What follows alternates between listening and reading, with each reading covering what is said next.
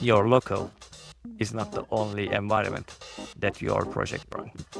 Eventually, I am also the customer of the product that I build, which is fun.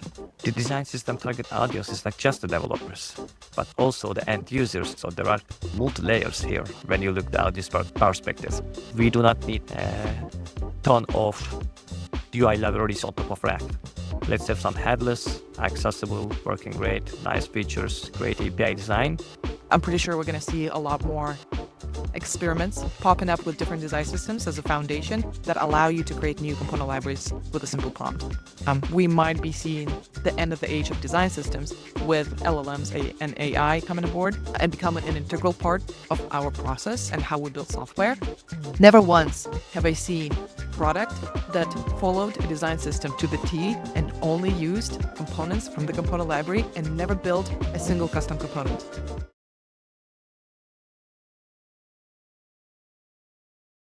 Hello, Eray. Thank you so much for agreeing to talk to me today. Eray is a lead front-end engineer on an internal component library team that supports a design system at Amazon. And I would like to ask you a few questions as someone whose primary responsibility is development and maintenance of a widely used component library internally at Amazon. In my experience, writing reusable components is very different than writing product code. What are your favorite parts about working on a component library and maintaining a component library, and what are the most challenging parts? So there are definitely the big differences to build a product and front-end application and the building the design system, because the first of all, when you build a product focus front-end applications, you actually focus to intermediate business needs or a requirement which needs to be on the focus your product, and it's like internal, and generally your team or maybe other partner teams is just touching to the same code, same source code. But when it comes to the design system, it's a bit different because actually the components that you build is used by the other teams, other engineering teams or the other engineers to build the products. And when you look from that perspective, the big difference is that the code that you wrote should be scalable and maintainable in the long term, and also should work seamlessly the many different environments on different browsers. Today in front-end engineering, we have a lot of different the building system or bundling systems, like from Webpack to beta rollup. So you should ensure you actually covered all. You don't have any problem with them while you are writing. You don't want to limit your consumers. Looking from that perspective, it's a bit exciting. It's maybe the one part that I really like to work on a design system. As an engineer, I'm building something for engineers. Eventually, I am also the consumer of the product that I build, which is fun. So you talk about the differences between building for product and building for a reusable design system. For front-end engineers that maybe are considering starting their own design system or considering switching to a component library team that maintains a design system, what would be your advice if you were to coach them on how to approach building reusable components in terms of the mindset in comparison to building code for a single product? I would say the most important thing here is develop components reusable by different products. The most important thing for it, the API design of your components. Internally, you can use different APIs like from perspective, you can define your own props. You do not care much because it's internally the mostly, but when you share it with other teams or other products, then your APIs should make sense, be descriptive and scalable in a long term, so you will not frequently make a breaking change with each version. The way I'm interpreting what you're saying is that you got to think about your target audience, and your target audience in this case is developer community who is going to take dependency on this component library. In addition to building your components in a way that the API is flexible and supports multiple use cases, do you invest at all into any additional resources or tools that help this developer experience and make overall consumption easier? The design system target audience is not just the developers. but also the end users. So there are multi-layers here when you look at this perspective. The building environment is related to engineering, but the running environment is actually the end user's environment. For the other questions you asked, like when it comes to tools, one advice I can give to people creating some maybe the test environment, even for the manual testing, which can be a monorepo. The project can be built for a different build system, like with a Webpack rollup. What kind of the populars or maybe the widely used systems? So at least if it's in the building pipeline somehow to test, so you can see if there's any building issue, so you can catch some errors before for one building system. And the other important things is, of course, the writing the visualization test and end-to-end tests. So you need to catch any UI or the UI mistakes after you make a change in the components or when you add features. This kind of change can be costly, as there will be a lot of consumers. So you should be really careful, and testing crucial and essential when you try to build this kind of system. The sandbox related to documentation, I would say, because it's related to customer. They would like to easily test your UI library, the components, how it works on your documentation, so you can integrate some sandbox or code bugs in your documentation to do that. Even without it, you can just read the documentation, see the APIs, and you can just have a mock projects, and as an engineer, you can give it a try. Of course, if you have a sandbox, it's a nice feature, nice tool for all engineers. And if we think the most of the documentations today, they have it, and it's quite the popular and trending things.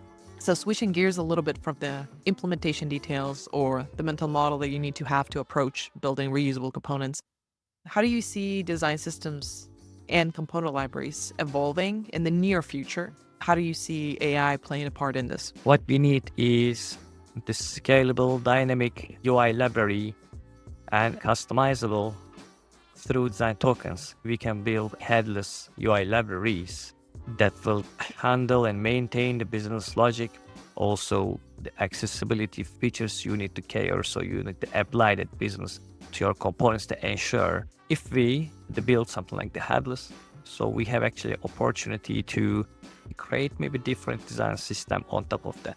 Maybe it kind of looks like centralized a bit, but when we look from the today's frameworks perspective, the React, Vue, Angular, somehow they centralized a lot of products. So why not the UI library? We do not need a ton of UI libraries on top of React. Let's have some headless, accessible, working great, nice features, great API design. Based on the business requirement, just skin it, theme it, style it. This is where I see an evolution perspective and how AI can help. If you train your AI models with that headless design system, you can give some Figma design. AI can generate a design system and adjust to that headless design UI library to be used on your products. And it can be really helpful to speed up your product or integrate a design system that you need. So I'm really excited to try V0. I know we can use that internally at Amazon. We use Shotzi UI, which is what V0 uses as a foundational design system. I think there's a huge opportunity to mimic this approach. One key point that is not clear to me is how do we train, as you said, an LLM to use the design system? I think it's probably about the input context that you pass along with your prompt when you are trying to iterate on the existing design system and use LLM to build brand new components. But I'm really excited about this direction as well. I'm pretty sure we're going to see a lot more experiments popping up with different design systems as a foundation that allow you to create new component libraries with a simple prompt. I'm hoping we will find time and opportunity to experiment along these lines as well. Last but not least, I have another question for you. Recently, there was an article that came out on LinkedIn. The author is VP of design at Google. He used to be the head of the Material UI design team. The article claims that we might be seeing the end of the age of design systems with LLMs and AI coming aboard and becoming an integral part of our process and how we build software.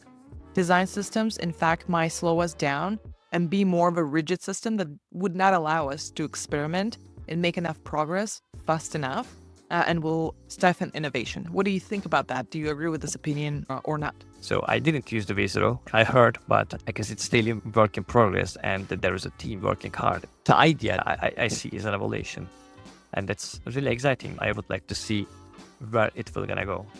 Maybe it's the default of the mechanism, how that design system is used in the company. There is a reason why in the design system the consistency matter. We shouldn't see it a barrier for creativity of the designers or the other end users. The creativity always there. It does not block you how to build your UI. Maybe the tricky part is which component I use, because you have to know that very well. You have to follow the design patterns.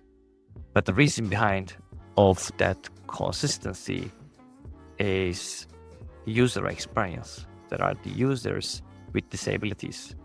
It might be really confusing. They use different patterns or different of the components in a page. And if we think that users actually consistency matter, you actually ignore this user category. Because of that, I do not agree with that part. But there are, of course, the improvements for the mechanisms. I would probably just dive into and find what's the problem actually we think design system was a fault, and is there any opportunity to improve here, and why we cannot improve there. Maybe it will bring us a different approach to the design system, but it's not necessarily mean let's break the consistency, let's force the creativity everyone. My opinion is I don't see any problem in using the design system. Yeah, thank you for this opinion. I was hoping that you'd be in support of design systems.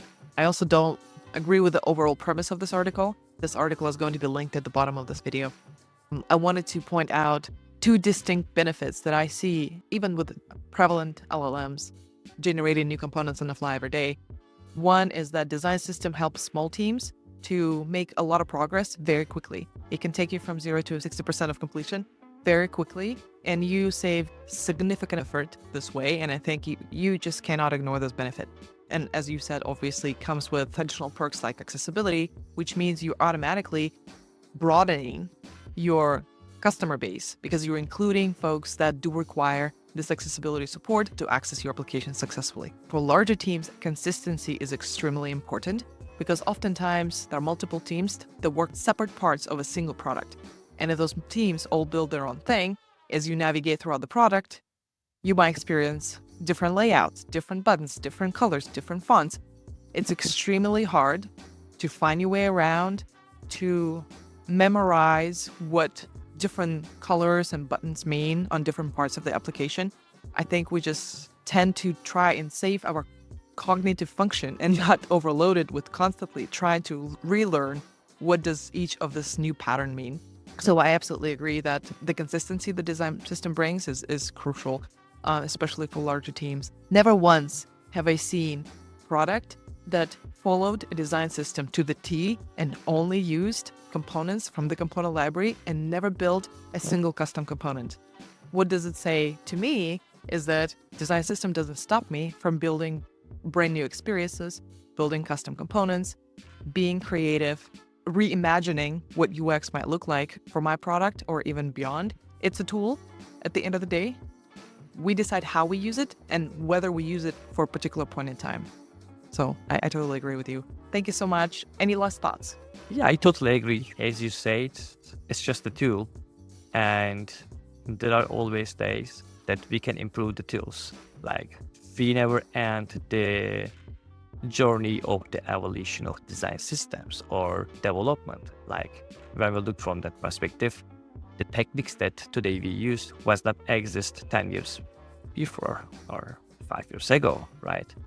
But it's evolved and it's still gonna evolve. Thank you for the invitation. I hope you enjoyed. Thank you so much and talk to you soon.